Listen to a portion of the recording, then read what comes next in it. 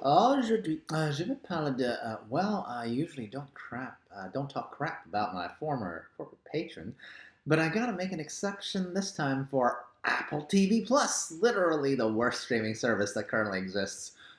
No bias, I swear.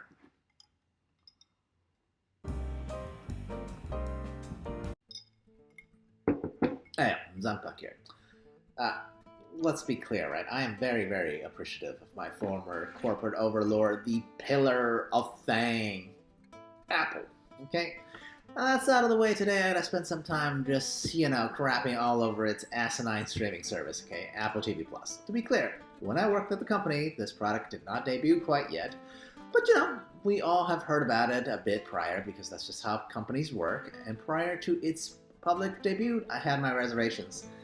And fast forward to now, a whole 5 years after its, debut, me having been a paying customer of said Apple TV Plus service for a year or two in the middle, I think I can reasonably review its pros and cons. I mean, clearly, by the title of the video, you can guess that I think there's more cons than pros. But probably not surprising, right? So I suppose my take is, well, somewhat outsider with a tiny splash of former insider knowledge. Just a tad, I promise. Anyway, if you enjoy some random rants from a dude with clearly no production skills, like, subscribe, share, comment, or whatever. I'll be great regardless, because I just do these for funsies. Hit that bell icon. Yeah, I still don't know what that is. And I'm asking you guys to do something that I'm not doing myself, so that's being a hypocrite, but whatever.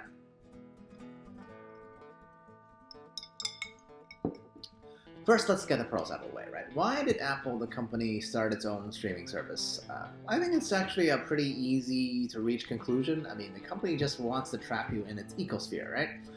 And if you happen to love some shows that you can only access via Apple devices, then the chances of you making an Android switch falls towards the extremely unlikely.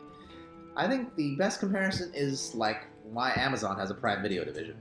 As in, I don't think anyone actually, gets Prime Video for itself, but as a part of an attractive media bundle, sure, it's a nice to have, right? And Apple, unlike a lot of the standalone streaming services that's only appeared in the last 5 years, has the financial backbones to go at it forever, really. Whereas the studios-backed streaming services such as Paramount Plus or HBO, aka Max, they're all struggling to survive, right? Apple TV Plus doesn't have that problem. If anything, Apple the company could decide to swallow up, some of those old streaming options left and right, if it was so inclined.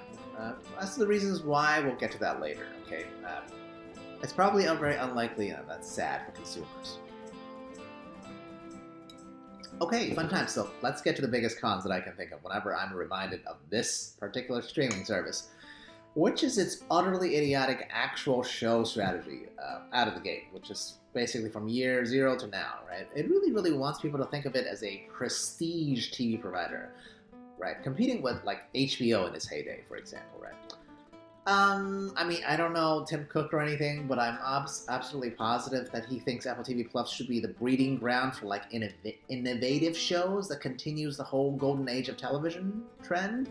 Right, that's been around now for like a decade or two. The problem is Apple, a company, its big idea of how to achieve this out of the gate is extremely flawed, right? Because all it's doing is overpaying established stars, right? Making mediocre dramas that hardly anybody watches, right? The main issue to me is the overpaying for talent part, right? It's clear that anyone who doesn't have an unlimited budget, to anybody without an unlimited budget like Apple does, right? Think about shows that define what that golden age of television was all about. Sopranos, Game of Thrones, Mad Men, Sons of Anarchy, The Wire. I mean, did any of these shows have any established stars to begin with? Absolutely not, okay? Those shows made these stars, not the other way around, like Apple's trying to do, right? Oh, by the way, Apple also wants like its shows and its platform to be like this family-friendly vision. My God, this is just absolutely ridiculous, right? Think about all the shows that I just named, from HBO or FX or AMC or whatever, that redefine this age of great television. Now look at Apple's weirdly sanitized lineup of shows that look like they've been pulled to death to appeal to midwestern suburban households only, okay? Is it any wonder no one thinks that Apple TV Plus is a threat to real quality television? Oh my god. Now, my secondary negative comment on Apple TV Plus should also be apparent right from its inception, and it is actually quite unique to Apple TV Plus, right? Which is its general lack of filler content, right? Every show on this streaming network is basically made from the last 5 years. Think about how strange that is. Every other major network or even streaming provider, any other ones, channels or networks, they have practically a decade or more worth of programming to go back to, okay? Now, maybe a lot of that filler isn't worth too much, but at least it's available, right? What Apple TV Plus has tried to do was basically only show supposedly new prestige shows. Of course, since Apple has a big fat zero level of expertise when it comes to making TV shows, that hasn't worked out at all. I mean, what can I name from this streaming network that's good? Maybe Foundation, Severance, Ted Lasso, they're pretty good. That's 3 out of what, like 30 shows? So a 10% chance of anything buzzworthy, but outside of that, they don't have any filler. Unless you count, the recent MLS edition. I mean, wow, if you're going to pick a sport, really pick what, like the 10th most popular league in the US? Okay, I jest, but you get the point, right? Even soccer fans in the US would probably want to watch higher caliber stuff from Europe than MLS, right? So general lack of actual content make Apple TV Plus the easiest choice to just do a rotation of, like maybe on an annual basis, right?